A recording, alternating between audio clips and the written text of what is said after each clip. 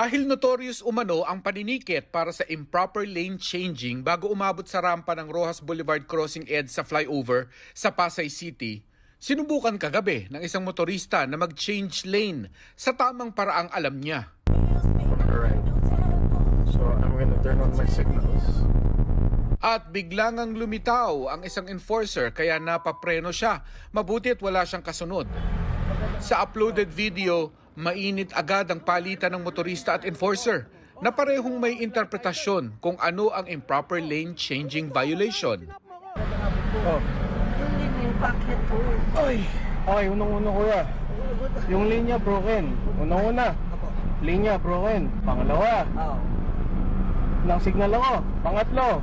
Hindi swerving kasi walang kotse sa likod ko, sa kanan. Okay, ang pagkaka-broken na yun kuya, solid broken lane. Oh. Yung broken lane sinasabi nyo, Saan yung solid? Humaba ang sitahan sa kalye dahil bumaba pa ng sasakyan ng motorista. O Pasay City, sabi daw nila may yellow lane dito. Paano nila i-enforce yan kapag wala ka nang makikita na yellow lane? ayan, di ba? O sige, Ayan. Di ba? Sige, away tayo. Ano? Ayan. Natapos silang walang ticket pero wala ring linaw kung sinong tama. Pinatama lang yung mali mo eh. Sino tama, mali ko? Mali din naman yung pag-enforce Sabi niya mo eh. sabi mo wala. Mali yung pag-enforce niya. Wala nga. Tinatama lang yung mali mo. Trap yung ginagawa niyo. Alam mo kuya, hindi. Ano to? Ito, kita mo to. Sige. Hindi mo ba lisensya mo? Kita mo to, kita mo Hindi to. mo ba lisensya mo? Wala ka binili. Kita mo to. Binalikan namin ang spot at hindi mo nga naman talaga mababanaag ang solid yellow lane kahit daytime.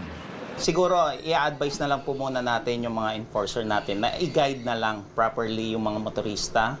And then kasi, pipilitin nating ma-resolve kagad yung lane markings na yun kasi talagang faded na naman talaga siya.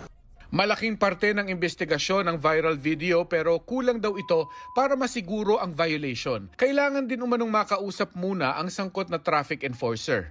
Pero napansin sa video ang peligrosong paraan ng pag-flag down ng enforcer.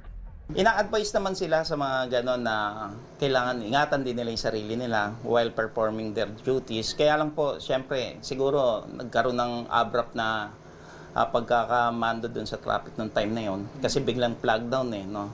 So, i-advise na lang din po sila para dyan. And siguro, i-suit nila yung visibility vest nila. Ilang kapwa traffic enforcer naman ang nagtanggol sa kanilang kabaro na nababash online kahit na sa tingin nila'y makatwira naman ang ginawang paghuli. Talagang bawal naman talaga yan eh. Bawal naman talaga eh kasi accident prone area yan eh. Dapat doon pa lang sa may sa may lagpas ng footbridge na yan, nag-change lane na sila. Eh naka-proper lane ka ng bakit ng ng flyover eh, bigla kang lalabas dyan. Kaganyan sir, disregarding traffic sign o disregarding lane marking, pwede rin obstruction kung naka-obstruct talaga. Nagtungo na nila sa Pasay Traffic and Parking Management Office o PTPMO ang motorista para magsumite ng formal na reklamo laban sa enforcer kanina. Re-resolbahin daw ito ng PTPMO. Sinusubukan pa namin kunin ang panig ng motoristang nagreklamo.